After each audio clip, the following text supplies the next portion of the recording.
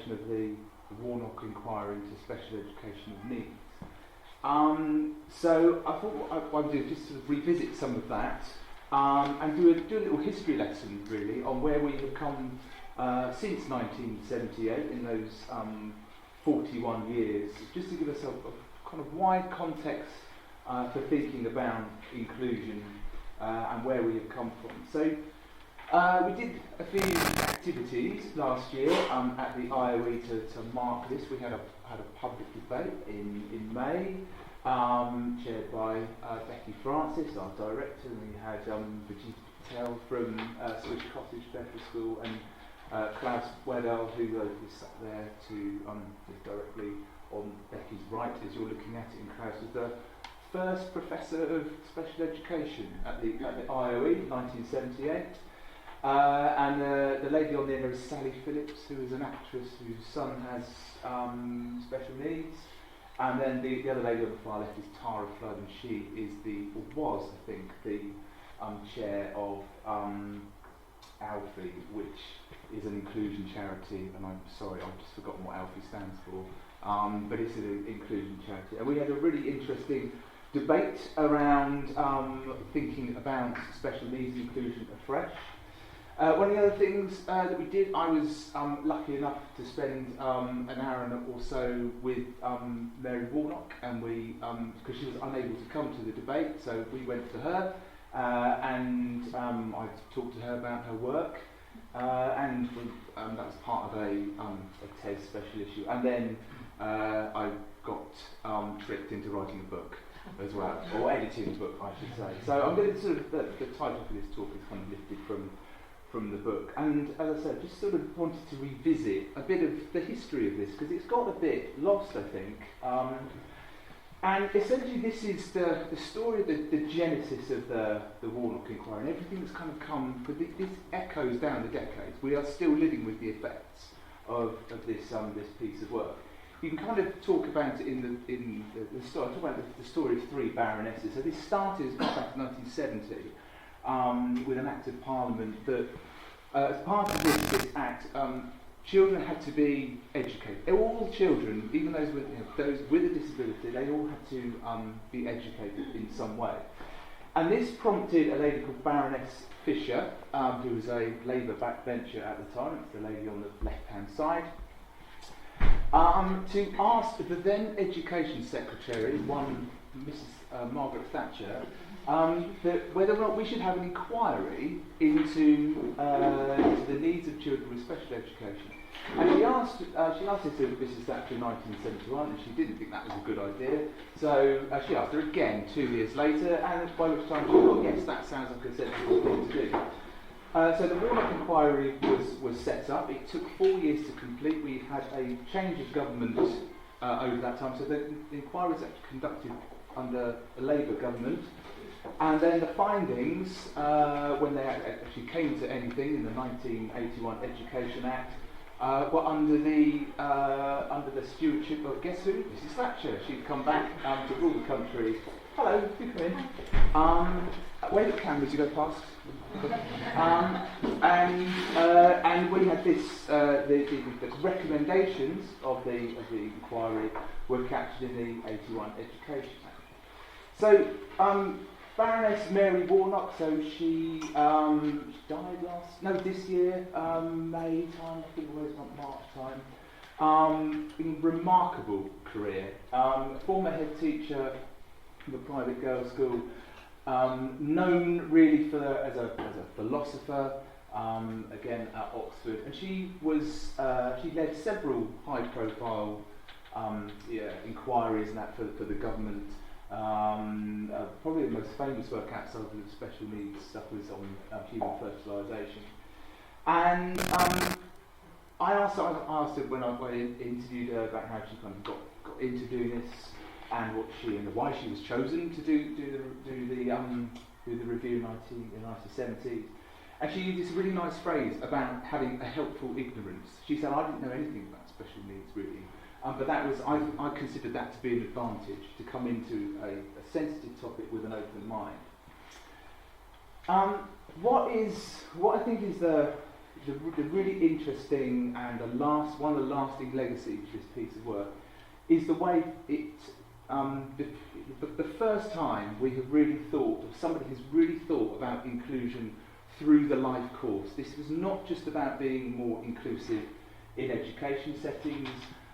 It was about, first and foremost, about expanding that, not just having more special schools, but having units and bases linked to and functioning as part of ordinary or mainstream schools, firming up the links between special schools and mainstream schools, which hitherto have been sort of operating separately, and stretching that into the opportunities for young people who would go on to further education and making sure that they had those opportunities, and into universities, and thinking even further, so the industrial training boards, it was recommended that they would provide employment and training opportunities for people with learning difficulties and disabilities, and even extending that to opportunities for those people to go into teaching. So the whole kind of thing almost goes full circle.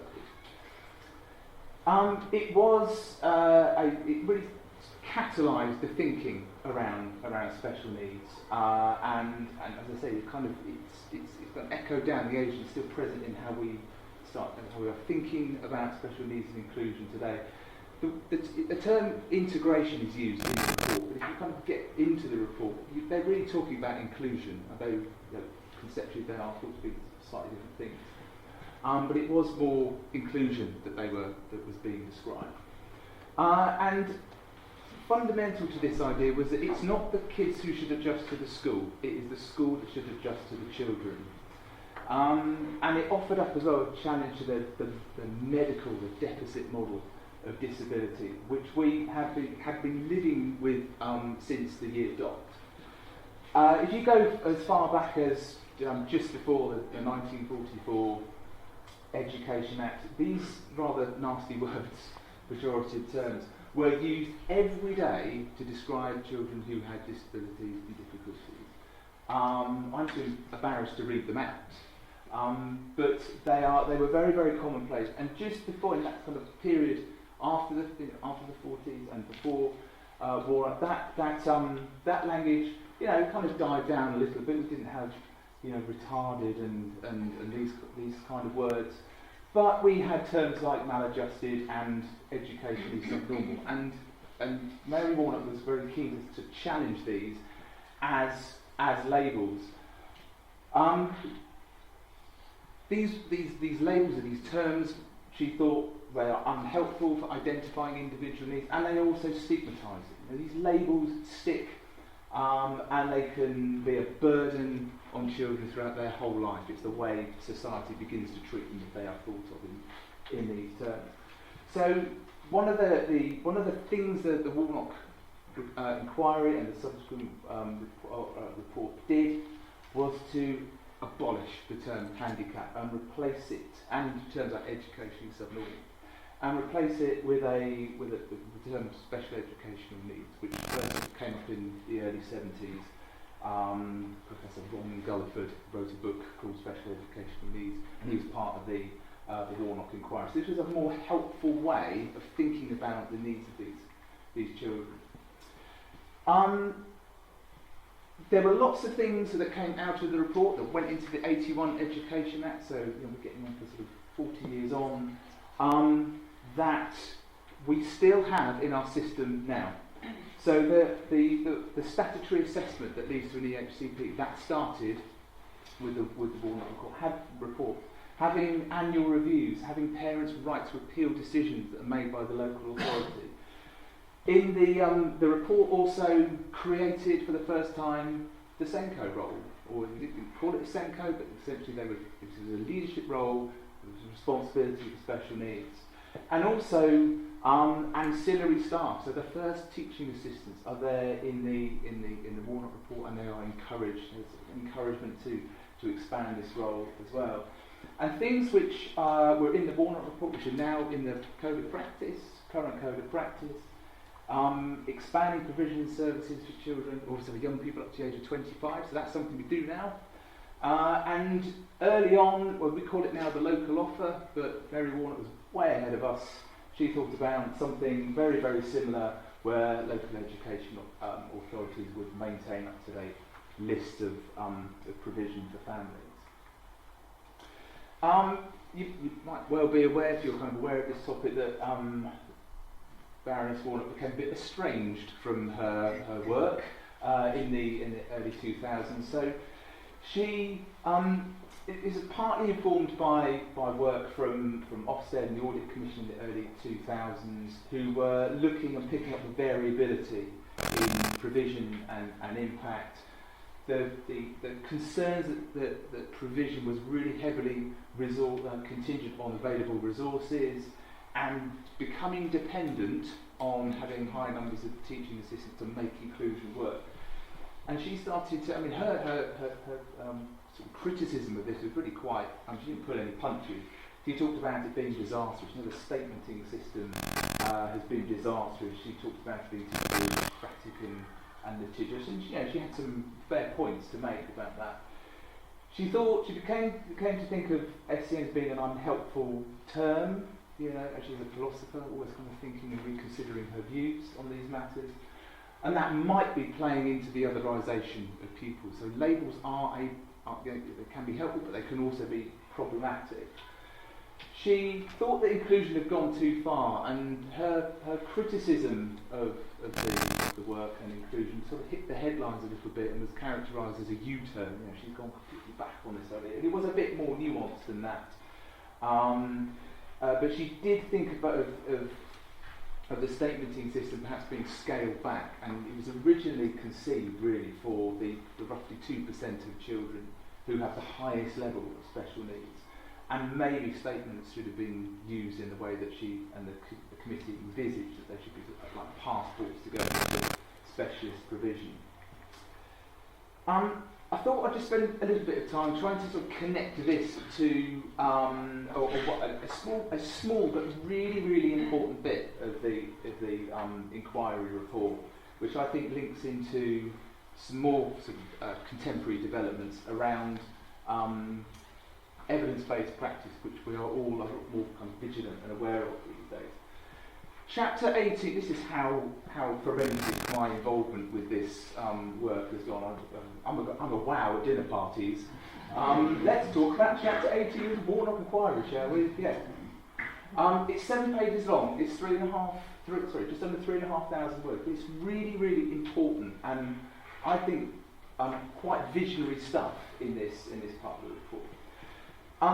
Jack Tizard, who was an educational researcher, he critiqued this part of the Warnock report at the time, and he talked about educational research as being generally a fairly unimportant activity. It was not something that government was terribly interested in, and within that, research on special education was kind of piecemeal. He talked about it as being a source of confusion, which is something that Mary Warnock also talked about in the report. So it didn't really have much of a place in policy or practice thinking.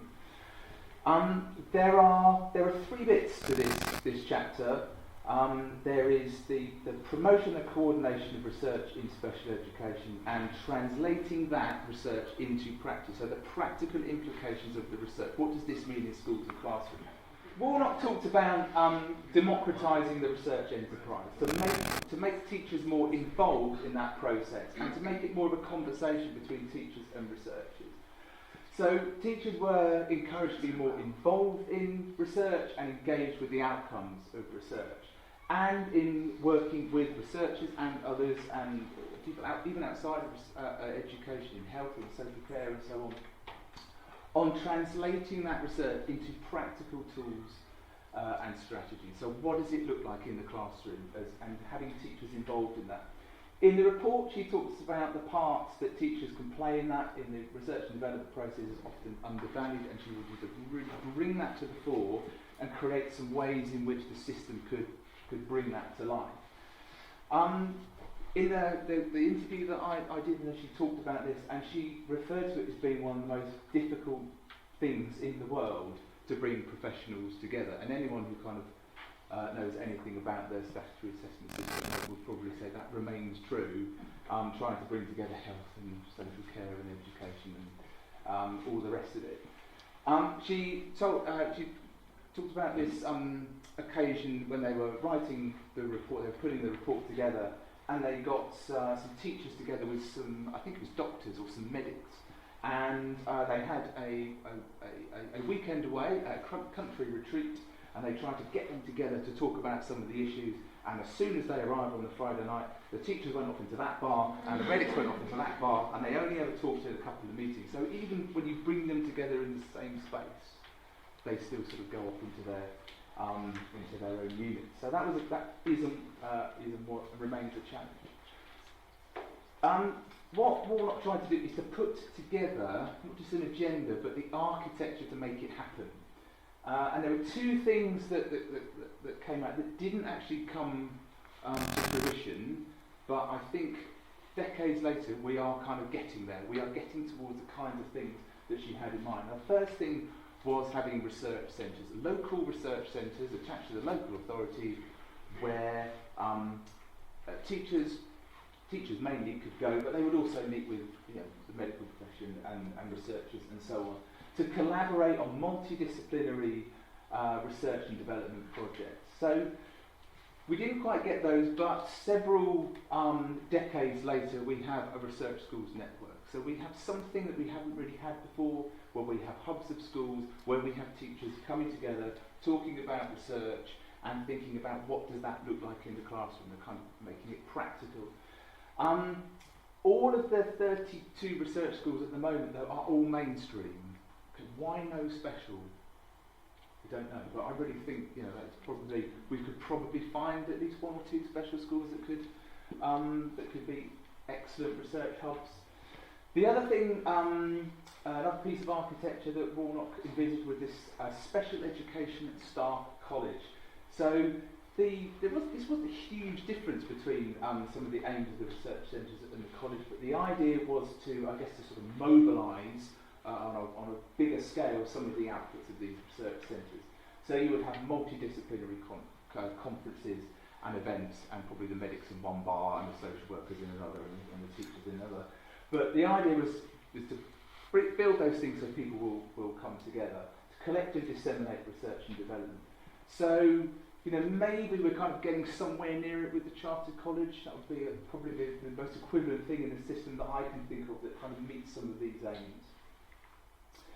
And the third bit was a special education research group to really drive the research agenda in special needs, identify the programmes and the projects that we need, award research grants and so on, provide. There were some queries about whether that would be sufficiently independent from government, but one of the jobs they would do is kind of archive the research, be a repository for the research, so teachers would know where to go to find it. We haven't achieved that in the UK, but there is a group in Ireland who have gone some way to making that happen. So just sort of bring it to a close. So in terms of progress towards this idea of democratising research, making it kind of more of a collaborative two-way process. This was envisaged by Warnock way more than 40 years ago, and I think we have made substantial progress in that in terms of the conversations that researchers have with teachers and teachers have with researchers, and that was kind of woven through the work that she did. It's not just in chapter 18, you will find it resonating through the report. And we are getting there, aren't we? We are much more kind of research engaged, much more research aware in the profession, and we've got Chartered College, we've got the research schools, we've got the EEF, and other bodies as well that have kind of sprung up over the last decade or so, which is supporting that process. There are challenges, let's not shy from them. The path to teaching as an evidence-based profession, is paved with challenges like working with the accountability agenda and teacher workload. So how can we make these things viable in schools without appearing to add to workload? And of course the resourcing issue. But the evidence is there that schools are engaging with this. So according to their own data, about half of schools in England use the materials provided by the EEF. And initially it was interesting because Warnock put this right at the front. special needs should have had this kind of treatment over 40 years ago, or about 30, 40 years ago, at the fore. It was poised to be at the fore of evidence-based practice, and then it seemed to sort of stall on the starting grid. And what we have done so far has been mostly for mainstream or children who don't have special needs. It's been a bit left behind initially, but there are signs of that happening. So, for example, I think last year the EEF made special needs one of its kind of main themes. So it's starting to be taken much more seriously. So, if you enjoyed the talk, there's some reading for you. If you didn't enjoy the talk, there's some reading for you. I wrote about the chapter 18 thing that I just mentioned. If you want a little bit more on that, there's a paper that is available online through that unwieldy web link there. So there's a little bit more on that. And also, if you are in any way interested, that's the book that we put together that came out earlier in the year. There's some nice reviews there, including one from my wife. And if you go to Routledge, if you buy that book through Routledge, you can get yourself 30% off with that discount code. Thank you very much.